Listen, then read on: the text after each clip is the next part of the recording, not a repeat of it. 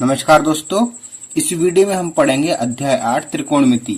इसकी एक्सरसाइज 8.1 पढ़ेंगे, लेकिन उससे पहले हमें कुछ जानना है कि त्रिकोणमिति होता क्या है और इसके कुछ बेसिक फॉर्मूले। तो मान लो त्रिकोणमिति की जरूरत क्यों पड़ी। तो मान लो एक पेड़ खड़ा है, ठीक है, ये एक पेड़ है और किसी कारण ये यहाँ से टूट जाता है, यहाँ से टूट जाता है, ये ऐसे गिरेगा और फिर यहाँ पर ये इसका बेस हो जाएगा।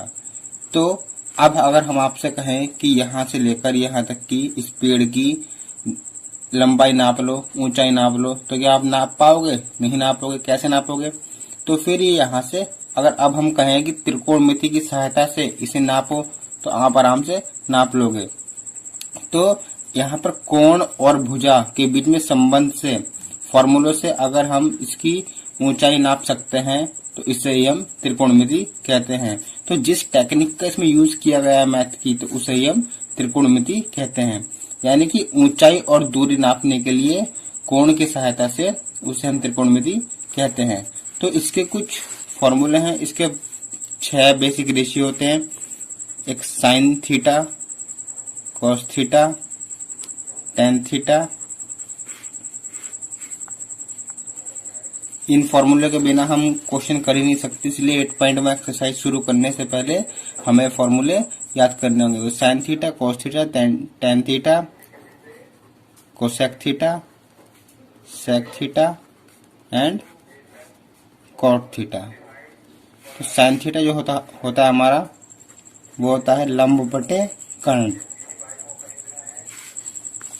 कॉस थीटा होता है हमारा आधार बटे कर्ण। और टेन थीटा होता है हमारा लंब बटे आधार। अब जो कोसेक थीटा होता है वो साइन थीटा का उल्टा भी होता है, तो इसे हम लिख सकते हैं 1 साइन थीटा। और साइन थीटा हमारा क्या है? लंब बटे कर्ण, तो इसे हम लिख सकते हैं कर्ण बटे लंब, कर्ण बटे लंब। सेक थीटा हमारा कॉस थीटा का उल्टा होता है, तो इसे हम 1 कॉस थीटा लिख सकते हैं। और कॉस थीटा आधार बटे कर्ण था, तो कर्ण बटे आधार कर सकते हैं इसे। और कॉट थीटा हमारा टेन थीटा का उल्टा होता है, 1 टेन थीटा। तो टेन थीटा हमारा लंब बटे आधार है, तो इसे लिख सकते हैं आधार बटे लंब। तो इसमें अब लंब आधार क्या है? तो इसे मान लो A, इसे मान लो C। तो अगर हम कोण A लेते हैं, तो जो इसके कोण के जो सामने वाली, एक तो हमारे 90 डिग्री का एंगल होगा, 90 डिग्री का। इससे दूसरा वाला अगर हम इसे कोण मानते हैं, तो जो इसके सामने वाली भुजा होगी, ये होगा हमारा लंब। और जिस पर ये होगा बेस, इसे हम बोलेंगे आधार। और जो 90 डिग्री वाले के सामने होगी, इसे हम बोलते हैं कोण।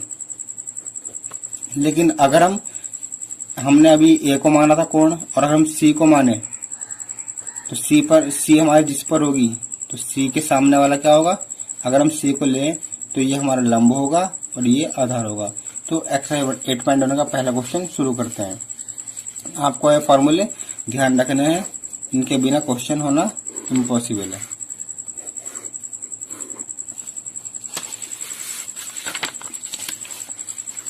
तो पहला क्वेश्चन है हमारा, त्रिभुज ABC में जिसका कोण B समकोण है। तो ये हमारा त्रिभुज ABC, ABC समकोण का मतलब होता है 90 डिग्री, यानी कि 90 डिग्री, जिसमें AB बराबर 24 सेंटीमीटर है। तो AB हमारा 24, ये सब क्वेश्चन में दिया हुआ है। और BC बराबर 7 सेंटीमीटर है, तो 7 सेंटीमीटर है। अब हमें मान ज्ञात करना है साइन A कॉस A का। पहला पार्ट है हमारा साइन A और कॉस A, इसका मान ज्ञात करना है। और सेकंड पार्ट है हमारा साइन C और कॉस C का। तो मैं ये 2 पार्ट करना है। तो पहला पार्ट हमारा साइन A और कॉस A। तो अभी मैंने आपको बताया था कि जो 90 डिग्री वाला कोण होगा, उसके सामने होगा कर्ण।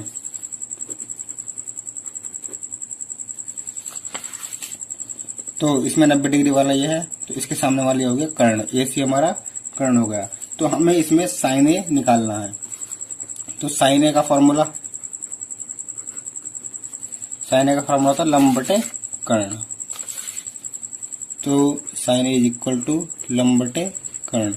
इसमें हमारा एंगल ए, कोण ए हमने ये लिया है, तो इसके सामने वाला जो होगा बिल्कुल ये तो लंब हो गया, तो बीसी हो गया हमारा लंब।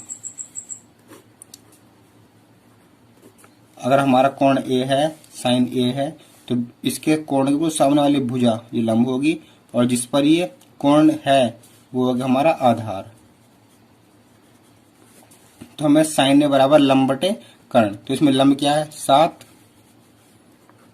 और कर्ण तो 90 डिग्री वाले कोण के सामने वाला ही होगा, तो लंब बटे कर्ण। अब कर्ण हमें निकालना है, इसका कर्ण दिया नहीं है पर ये दो दी हुई है। एक फॉर्मूला होता है कर्ण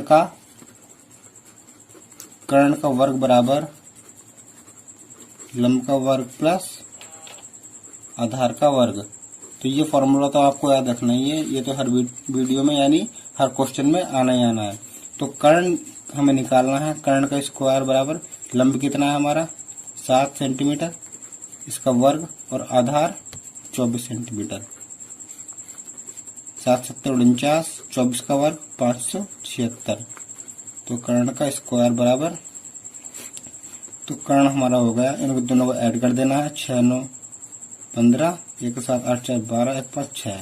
अब यहाँ पर कर्ण स्क्वायर है तो इधर जाएगा, तो ये वर्गमूल। अब 625 का वर्गमूल कितना होता 25 होता, तो हमारा कर्ण आ गया 25, तो ये हमारे 25 आ गई, और ये हो गया 7 बटे कर्ण 25। साइन ए का मान ये हो गया हमारा। अब पूछा कॉस ए, तो कॉस ए का मान कितना होगा। कॉस ए क्या होता है हमारा, कॉस ए होता है हमारा आधार बटे कर्ण फॉर्मूले से।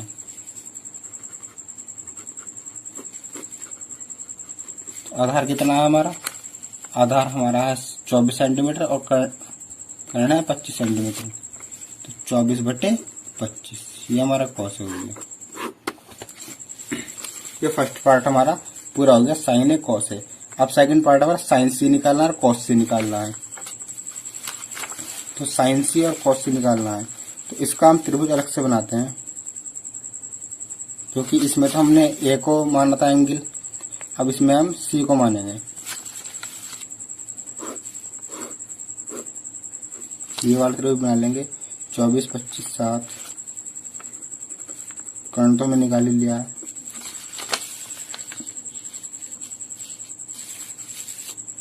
ए बी सी, हमारे यहाँ पर सी को एंगल मानेंगे।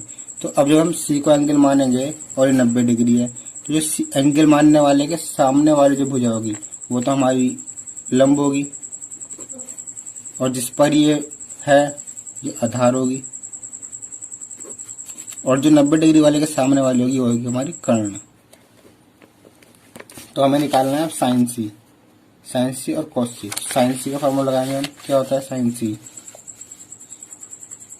साइन होता है हमारा लंब बटे कर्ण। इसमें लंब हमारा कितना है 24 और कर्ण हमारा 25, ये इसका आंसर हो गया।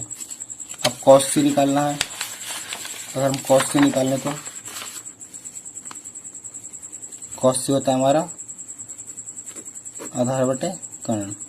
आधार कितना हमारा 7, देखिए 7 और कर्ण 25, 7 बटे 25, ये हमारा आंसर आ गया। तो एक बार फिर देखते हैं कैसे करा हमने ये।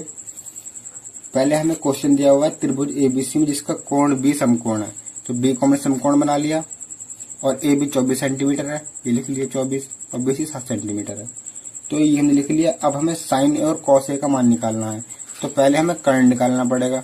तो कर्ण का मैं सूत्र लगाएं, कर्ण स्क्वायर बराबर लंब स्क्वायर प्लस आधार स्क्वायर। अगर इन तीनों में से कोई एक चीज फाइंड करनी हो तो हमें यही फॉर्मूला लगाना है। तो इसकी सहायता से कर्ण निकल जाएगा, और कॉस ए हमारा आधार बटे कर्ण फिर आ जाएगा। तो अब दूसरी कंडीशन में हमें सी को एंगल माना हमने, तो सी के एंगल मानने वाले केस में ये हमारा 24 ये कर्ण लंब होगा, क्योंकि जो कोण है उसके सामने वाली भुजा लंब होती है, और जिस पर ये पड़ी होती है वो 7 वो आधार होता है, और जो हमारा ये 90 डिग्री वाला कोण है इसके सामने वाली भुजा कर्ण होगी। तो ये हमारा क्वेश्चन सॉल्व हो गया।